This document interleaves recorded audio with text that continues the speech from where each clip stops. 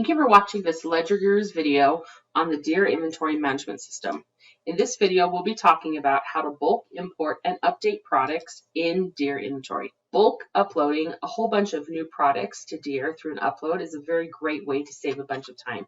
The way that you start that process is by clicking here where it says Inventory and clicking on where it says Products. That will take you to this page where you have all of your products listed here, but it will also take you to these import-export functions.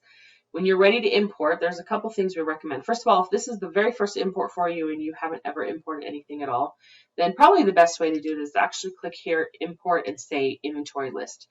Now, it's important to know that Deer is extremely picky about its templates. So you're going to click here and download this template. And after you have this template in hand, it's very important that you not change any of these columns. So don't change any of the names.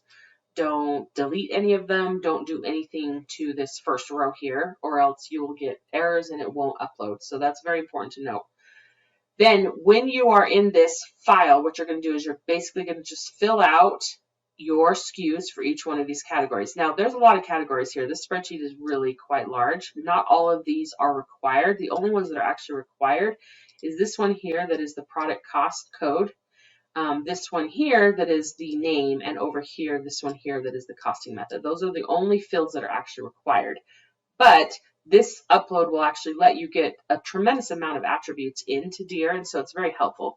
But it can be a little bit confusing when you're looking at that sheet to actually see what all of that is. So when you're in this area where you downloaded the template, if you click here where it says field specification, it will first of all tell you what each of the required fields are, and it will also, like here with costing method, it'll tell you exactly what the valid fields are that you can enter. You can't use anything other than these. And when it comes to all the optional fields, if you click here where it says optional fields, it'll actually describe for you what each of those fields are and the type of data that they're trying to capture. And if they do have very specific, like valid values, for example, no dropship, optional dropship, these ones are it will indicate if there's a very, very specific value there. Now, if you are actually uploading new products and you already have existing products in the system, or if you're trying to update or change any existing products, the way I actually recommend going about this is instead of using the data import function, I would start by doing a data export first. So if you come in here and you say export inventory list, it will export all of the items that are currently in there. And the reason why this is helpful is because you can then use this list to edit anything. So any of these existing items you can edit. But the other thing is it's a really helpful way to be able to see what is in the spreadsheet, how it's being used, what some of the values are. So it just makes it a little bit easier to see what's going on when there's actually data in here.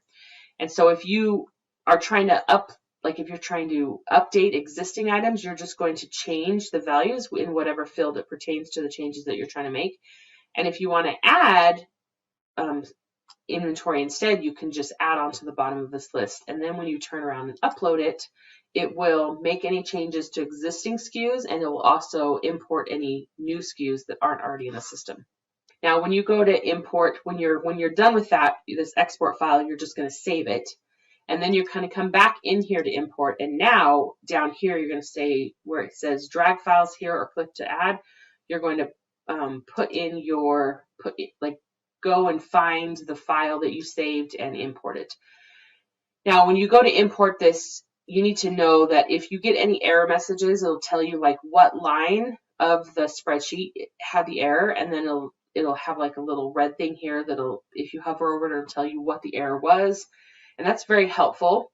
And it'll tell you which line it is, which is also very helpful. But you need to know that it either uploads everything or nothing at all. And so if you get any errors at all, it means that nothing uploaded. It doesn't upload everything but the errors. It uploads all or nothing. And so you have to kind of play with this process until you can have a clean upload where it uploads everything cleanly. And then everything will be in the system the way that you want it.